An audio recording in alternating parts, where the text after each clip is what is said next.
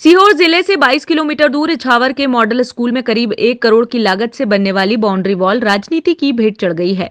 Model school की लगभग 8 एकड़ जमीन पर एक दबंग ने कब्जा कर रखा है। इस दबंग की दबंगाई के आगे प्रशासन नतमस्तक है। सरकार द्वारा मॉडल स्कूल के लिए लगभग 10 एकड़ जमीन दी गई थी, जिसमें केवल 3 एकड़ जमीन पर ही स्कूल का कब्जा है। बाकी कब्जा इछावर के एक दबंग ने कर रखा है।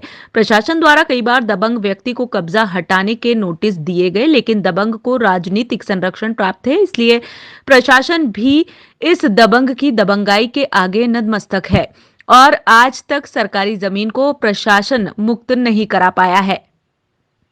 हाँ, हमारा मैदान तो 7-8 एकड़ का है, लेकिन ये पूरा अतिक्रमण में है। जैसे अभी हमारे ग्राउंड में ये बाउंड्री वॉल बन रही है, तो इसके लिए सामान पड़ा हुआ है, तो पूरी गिट्टी रेत वगैरह पड़ी हुई है, तो यहाँ पे खेल भी नहीं पाते हैं अभी बच्चे। और बाकी हम तो ये चाहते हैं कि जल्दी से जल्दी सब कुछ पूरा हो जाए, ये अतिक्रमण हट जाए, तो हमारी स्कूल मॉडल स्कूल की तरह बने थे। उनसे गुजारिश करेंगे कि ये जल्द से जल्द इन लोगों को हटा जाए और हमारा ग्राउंड पूरा हो, जिससे कि हमें खेल कूद के और भी जो हमारे स्कूल में स्पोर्ट्स के सामान आए और हमें भी खेल कूद में पार्टिसिपेट करने का मौका मिले।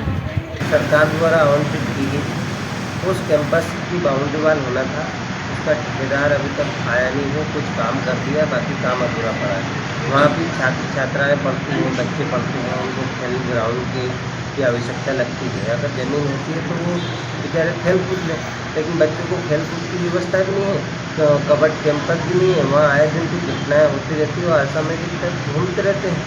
अगर अपनी बाउंड्री होगी स्कूल की तो बच्चे भी सुरक्षित रहेंगे और किसी प्रकार की आपकी घटना नहीं हो। 2022 से निर्माणाधीन है और निर्माण कार्य प्रगति पर है। अभी काम रुका हुआ है। ठेकेदार और जो जिनका अनुबंध हुआ है उनके बीच का मामला है।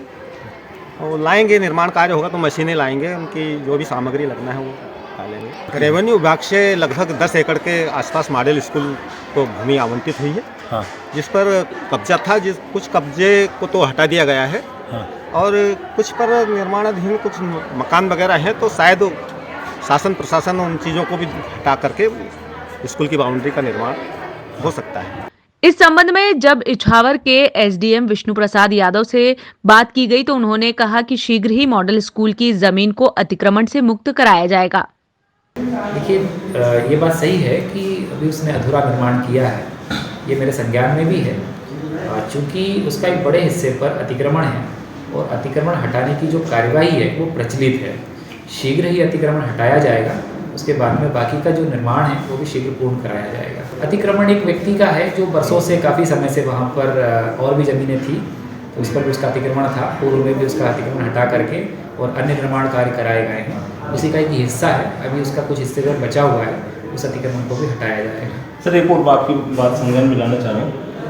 मॉडल स्कूल की इस जमीन से कब्जा हटाने के लिए प्रशासन पिछले 7 साल से प्रयास कर रहा है, लेकिन अतिक्रमणकारी को राजनीतिक संरक्षण प्राप्त होने से बार बार प्रशासन कार्यवाही से हाथ खींच लेता है। अब देखना होगा कि इस बार प्रशासन की कोशिश स्कूल को अपनी जमीन दिलाने में कामयाब होगी या फिर यूं ही अतिक्रमणकारियों के राजनीतिक संरक्षण के चलते प्रशासन की यह कोशिश दम तोड़ देगी। राहुल मालवीय, सीहोर।